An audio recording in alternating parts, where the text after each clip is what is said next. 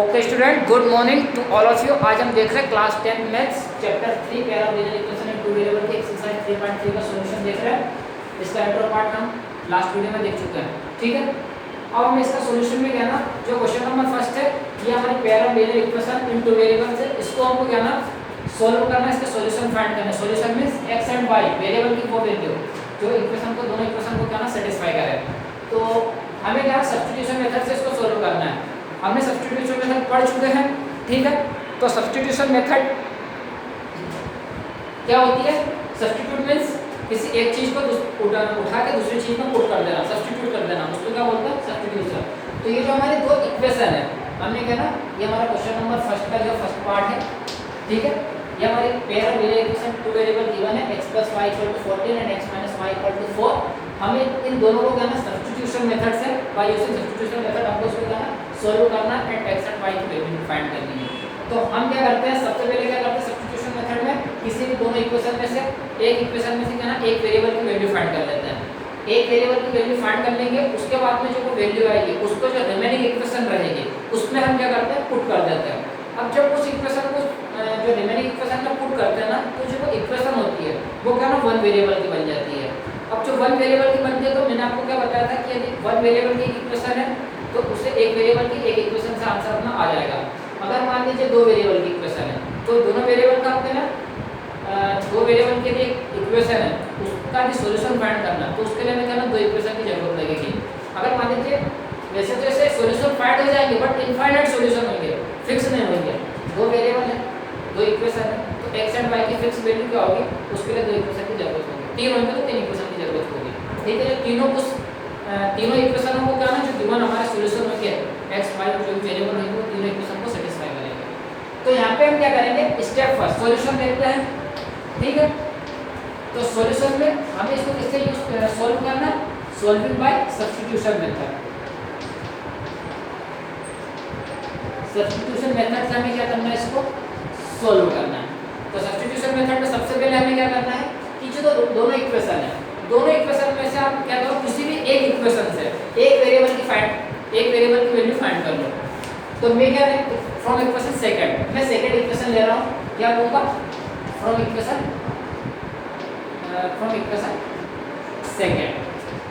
Second equation से मैं क्या करूंगा x की वैल्यू निकाल लेगा। x को यहीं पे लेने दूंगा और ये क्या हो जाएगा 4 + y, ये माइनस का y इस साइड आकर प्लस का y हो जाएगा। तो यहाँ पे x = क्या आ गया अपना 4 + y। सेकंड इक्वेशन से दोनों वेरिएबल है ना, उसमें से एक वेरिएबल की वैल्यू फाइंड करनी है, ठीक है। तो मैंने यहाँ से x की वैल्यू फाइंड कर ली। x = क्या होगा 4 + y। इसको आप नाम दे दो इक्वेशन नंबर 3। क्या नाम दे दो, इक्वेशन नंबर 3। अब ये जो आपने निकाला है ना x की वैल्यू, जिस इक्वेशन से निकाली है उसमें आपको इसकी वैल्यू पुट नहीं करनी है। जो रिमेनिंग इक्वेशन है ना, हमने ये वैल्यू किससे निकाली, इक्वेशन सेकंड से। तो अब इस वैल्यू को आपको कहां पुट कर देना, इक्वेशन फर्स्ट में, ठीक है। इस वैल्यू को वहां पे पुट करना है इक्वेशन फर्स्ट में। ध्यान रखिएगा कि जिस इक्वेशन से आप वैल्यू फाइंड करते हो उसमें पुट नहीं करना है, जो रिमेनिंग इक्वेशन है ना उसमें आपको इस वैल्यू को क्या कर देना है, पुट कर देना। तो आप क्या लिखोगे, सब्स्टिट्यूटिंग या सब्स्टिट्यूट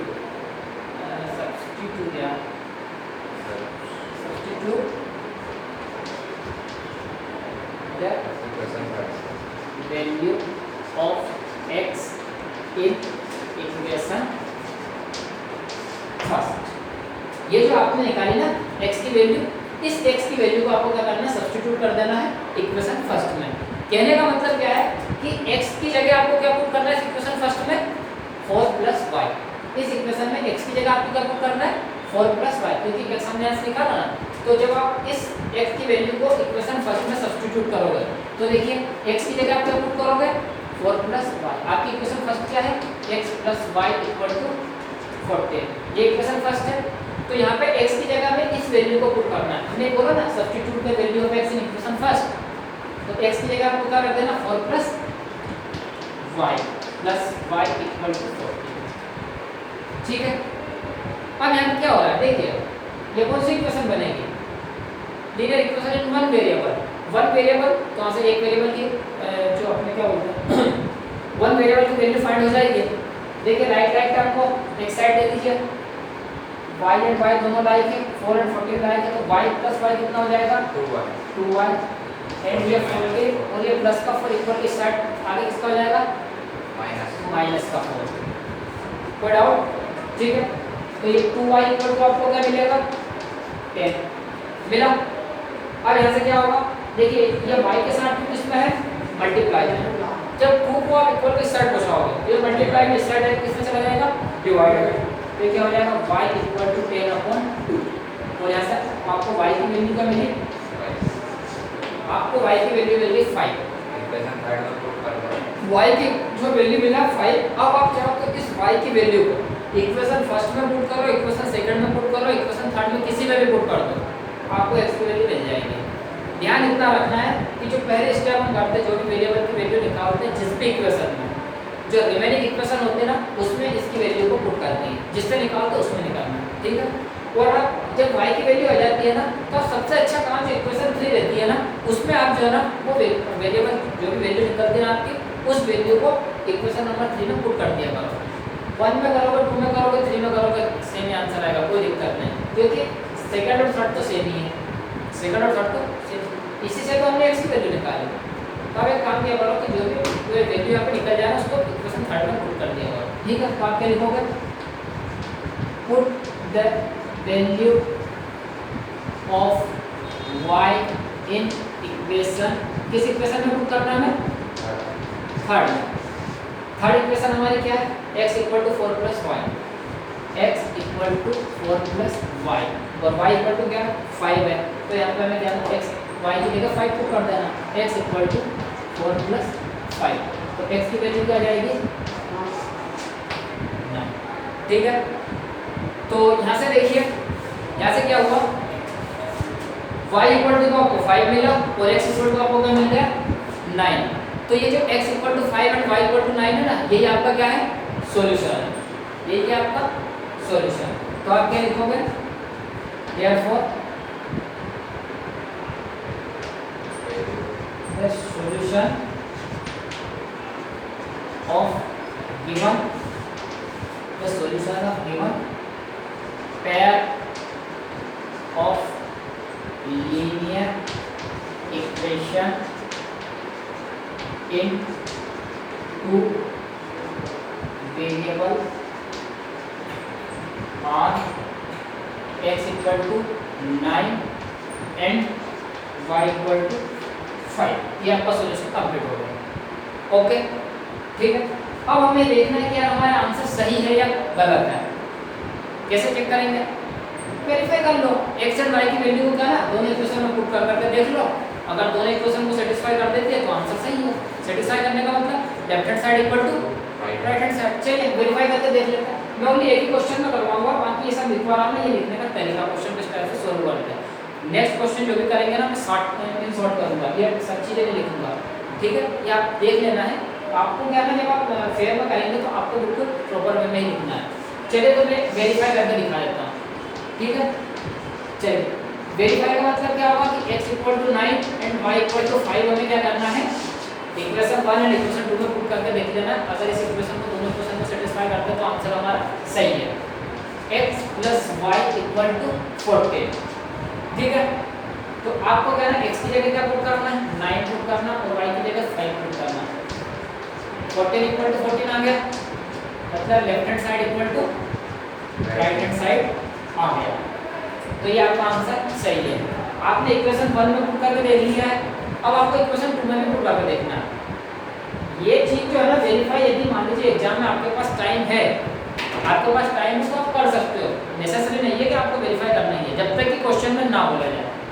अगर मान लीजिए क्वेश्चन में बोलते हैं कि भैया इसको वेरीफाई नहीं करना तो आपको करना पड़ेगा, अदरवाइज आपको वेरीफाई नहीं करना। हाँ, यदि मान लो आपको डाउट लगता है कि यार अपने जो आंसर आया है उसमें कुछ आपको डाउट लगता है तो उस कंडीशन में आप उसको वेरीफाई करके देख लेंगे। ओके, सेकंड इक्वेशन को और देख लेते हैं। x minus y equal to 4, x की वैल्यू 9 है माइनस y की वैल्यू 5 है इक्वल टू 4, तो 9 माइनस 5 क्या होगा 4 equal to 4, LHS equal to RHS। आपका आंसर क्या है ना सही है, क्या है कि x इक्वल टू 9 आएगा, y इक्वल टू 5 आएगा, ठीक है। चलिए नेक्स्ट पार्ट देखते हैं। चलिए स्टूडेंट देखिए, ये हमारा जो क्वेश्चन नंबर फर्स्ट का सेकंड पार्ट है, वो क्या है, हमारे ये given pair of linear equation and two variable है। तो यहाँ पे देखिए हमारे जो वेरिएबल है, अभी तक हमने वेरिएबल क्या ना x एंड y के टर्म्स में पढ़े हैं। अब हमारे यहाँ पे जो वेरिएबल है वो क्या ना s एंड t के टर्म में, ठीक है। यहाँ पर s है, यहाँ पे t, यहाँ पे s, यहाँ पे t, ठीक है। तो x एंड y के टर्म में ना लेके इन्हें जो वेरिएबल को किसमें लिया है, s एंड t के टर्म में, ठीक है। सारे कॉन्ट्री क्लास स्कैन करा। तो देखिए वेरिएबल हमारे s एंड t के टर्म में है। अब हमें क्या करना है कि जब इस टाइम में फ्रैक्शन में क्या ना हमको कोएफिशिएंट मिले, तो मैंने आपको क्या बताया कि इसको क्या ना आप इंटीग्रल में कन्वर्ट कर लो। कैसे करते हैं, जिसके भी डिनोमिनेटर में जितने भी नंबर्स होते हैं उनका क्या ले लो, आप एलसीएम ले लो। डिनोमिनेटर में क्या है 3 एंड 2 है, तो आप 3 एंड 2 का ले लो एलसीएम। 3 एंड 2 का एलसीएम कितना आ जाएगा, 6, ठीक है। ये हमारी इक्वेशन फर्स्ट है, इसमें तो दिक्कत ही नहीं है। इसको हमें क्या ना रियलाइज करना पड़ेगा, क्योंकि फ्रैक्शनल पार्ट है तो हम उसको इंटीग्रल में कन्वर्ट करेंगे, ठीक है। तो ये 2 एंड 3 का आपने एलसीएम लिया, वो कितना है 6। अब आप क्या करो, उस 6 से इस इक्वेशन को दोनों साइड मल्टीप्लाई कर दो, लेफ्ट हैंड साइड में भी है, राइट हैंड साइड में, ठीक है। तो आप क्या लिखोगे, मल्टीप्लाई बाय 6, ये इक्वेशन सेकंड नाम हो जाता है। 6 both side in equation second. तो आपको क्या करना है, सेकंड इक्वेशन को 6 से दोनों साइड मल्टीप्लाई कर देनी है। तो 6 इनटू लेफ्ट हैंड साइड में तो जाएगा s/3 plus t/2 equal to 6 into 6, हो गया। दोनों साइड मल्टीप्लाई, इसको सोल्व कर लो। 6 का मल्टीप्लाई किसमें होगा, 6 into s/3 plus 6 into t/2 equal to 36 आया। अब यहाँ से क्या होगा, देखिए ये 3 से ये 6 2 टाइम में कैंसिल आउट होगा, ये 2 से ये 6 3 टाइम में कैंसिल आउट होगा। 2s प्लस क्या बचा, 2s plus 3t equal to 36। ये जो इक्वेशन सेकंड थी ये इस फॉर्म में क्या कन्वर्ट हो गया। तो इसको हम नाम देते हैं, चाहो तो इक्वेशन थर्ड नाम देते हैं, या चाहो तो इक्वेशन सेकंड ही ले लो, हो गया ना। अच्छा नहीं, अब क्या हो गया, नहीं अभी निकालेंगे। अभी तो अपने क्या ना रीअरेंज की, ये जो सेकंड इक्वेशन था ना, सेकंड इक्वेशन को अपने रीअरेंज करके इस फॉर्म में ले आए, ठीक है। आप चाहो तो उसको थर्ड नाम दे दो, या चाहो तो सेकंड ही लेने दो, कोई दिक्कत नहीं। सेकंड नंबर क्या ना हमने ये जो लिखा है मल्टीप्लाई बाय 6 बोलते साइड इक्वेशन सेकंड, ये अपन ने किया, तो इसके लिए मैंने इसको थर्ड नाम दे दिया, ठीक है। अब हमें देखो इक्वेशन फर्स्ट और इक्वेशन थर्ड ये हो गए। अब इन दोनों को हमें क्या करना है, सोल्व करना है। कोई सी भी एक इक्वेशन ले लो जो आपको इजी लगे, और उससे क्या ना एक वेरिएबल क्या वैल्यू फाइंड कर लो। तो मुझे तो इक्वेशन फर्स्ट इजी लग रही है, मैं यहाँ से क्या ना s की वैल्यू फाइंड करूँगा, क्या आ जाएगी, s equal to 3 plus t आ जाएगी, ठीक है। तो आपको क्या करना है, अब इन दोनों में से कोई सी इक्वेशन में से एक वेरिएबल की वैल्यू निकालो। यहाँ से भी आप किसी में से भी निकाल सकते हो, इससे भी निकालोगे ना, इसमें पुट करोगे तो आपको आंसर सेम मिलेगा। बट जो इजी वे में आपको इक्वेशन लिखते हैं वो लो ना। इक्वेशन फर्स्ट देखिए कितनी आसान लिख रही है, s - t इक्वल टू 3, तो s की वैल्यू निकाल लो 3 प्लस t, ठीक है। तो मैं क्या लूँगा, from equation first equation first से क्या होगा, मैं s की वैल्यू निकालना, s इक्वल टू क्या आएगा 3 प्लस t। अब इसको नाम दूंगा इक्वेशन 4। यहाँ से मैंने s की वैल्यू निकाल दी, ये माइनस का t इक्वल टू इस साइड में क्या ना प्लस का हो जाएगा 3 प्लस t हो गया। अब हमें क्या करना है नेक्स्ट स्टेप में, कि जो इक्वेशन 4 जिस वेरिएबल की हमने वैल्यू निकाली है उसको क्या ना जो रिमेनिंग इक्वेशन है उसमें उसकी वैल्यू पुट कर देना है। रिमेनिंग इक्वेशन हमारी ये इक्वेशन थर्ड, तो हम क्या करेंगे, इस s की वैल्यू को किसमें पुट कर देंगे, इक्वेशन थर्ड में, ठीक है। तो क्या आएगा, पुट द वैल्यू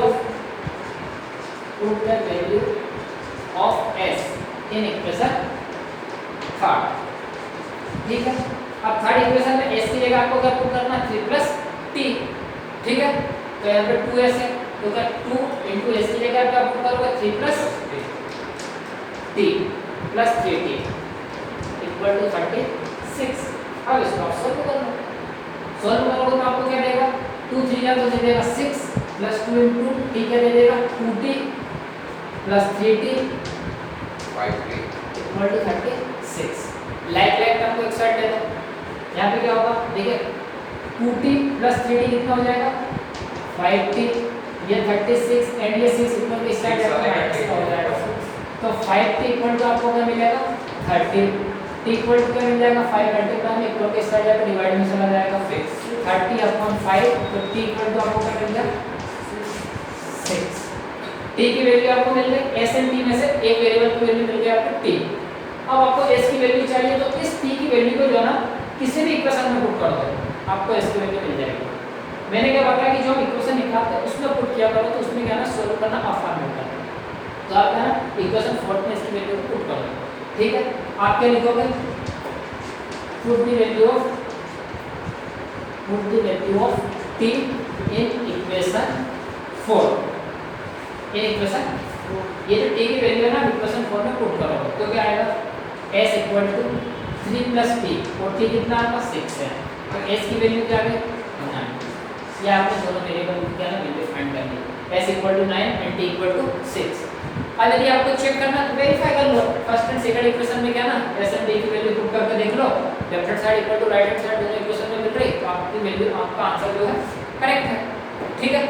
तो इस टाइप में आपको सॉल्व करना है। अब बाकी जो मैंने प्रीवियस क्वेश्चन में लिखा था उस टाइम पर आप सब कुछ लिख देना कि and therefore the solution of one parabolic equation is equal to 9 and t equal to 6, okay. अब हम इसमें से कौन सा पार्ट देखते हैं, चलिए स्टूडेंट, ये अपना क्वेश्चन नंबर फर्स्ट का फिफ्थ पार्ट क्या है, under root x plus under root 3 equal to 0 and under root x minus under root 8 equal to 0। ये हमारी क्या ना दो गिवन इक्वेशन है, और हमें यहाँ से क्या करना है, हमें यहाँ पे क्या करना है, इसके सॉल्यूशन फाइंड करना है। सॉल्यूशन आपको मालूम है ना, आपने जो एक्सरसाइज 3.2 में पढ़ा था, इंटरसेक्टिंग, पैरेलल एंड कोइंसिडेंट, ठीक है। इंटरसेक्टिंग में यूनिक सॉल्यूशन मिलता है, पैरेलल में नो सॉल्यूशन मिलते हैं, एंड कोइंसिडेंट में इनफाइनाइट मेनी सॉल्यूशन मिलते हैं, ठीक है। हम सॉल्यूशन देख रहे हैं, जरूरी नहीं है कि हमें क्या है ना यूनिक सॉल्यूशन ही मिले। वैसे हम सब्स्टिट्यूशन मेथड से देख रहे हैं तो इसमें तो यूनिक सॉल्यूशन ही मिलेगा, बट कंडीशन ये भी हो सकती है कि कभी पैरेलल भी मिल सकता है, कोइंसिडेंट भी मिल सकता है, ठीक है। जैसे हमने कंपेयरिंग रेशियो से भी देखा a1/a2 is not equal to b1/b2, इसमें क्या a1/a2 equal to b1/b2 is not equal to c1/c2, इसमें क्या होगा comparing ratio a1/a2 equal to b1/b2 equal to c1/c2। तो चलिए अभी फिलहाल हम सब्स्टिट्यूशन मेथड देख रहे हैं, सब्स्टिट्यूशन मेथड से इस इक्वेशन पे हमें क्या ना सॉल्यूशन फाइंड करना है, मींस x एंड y की वैल्यू फाइंड करनी है। तो देखिए अंडर रूट 8 है, अंडर रूट 8 को यदि आप फैक्टराइज करें, प्राइम फैक्टराइजेशन, तो इसका क्या आता है 2 into 2 into 2, ये होता है ना।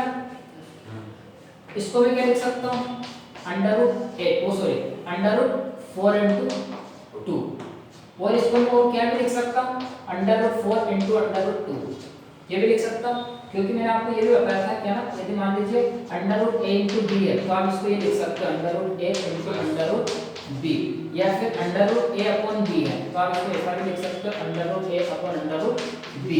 अगर मान लीजिए under root a plus b है तो आप इसको under root a plus under root b कभी भी नहीं लिख सकते, ध्यान रखना, गलत होता है। ओनली मल्टीप्लिकेशन डिवीजन में ये होता है, ठीक है। तो अंडर रूट 8 की बात करें तो अंडर रूट 8 क्या होगा, अंडर रूट 4 into 2, मैं इसको ऐसा भी लिख सकता हूं under root 4 into under root 2, under root 4 किसका स्क्वायर रूट होता है 2 का, तो ये क्या देगा आपको 2 into अंडर रूट 2, ये है ना। तो मैं अंडर रूट 8 को ये भी लिख सकता हूं 2 into अंडर रूट 2, ठीक है। ये ध्यान रखना क्योंकि हो सकता है आगे यूज होगा इस चीज का, इसलिए मैंने बता दिया। चलिए इसका सॉल्यूशन देखते हैं। अब सॉल्यूशन देखने में क्या है, किसी भी दोनों इक्वेशन में से एक इक्वेशन में क्या ना एक वेरिएबल की वैल्यू फाइंड कर लो, ओके। तो मुझे ऐसा लगता है कि इसमें से या फिर फर्स्ट इक्वेशन ले लो, फर्स्ट इक्वेशन में से मैं क्या करता हूं x की वैल्यू फाइंड कर ले रहा हूं। तो फ्रॉम फर्स्ट इक्वेशन फर्स्ट पे क्या होगा अंडर रूट 2x, मैं इसको यहीं पे लेने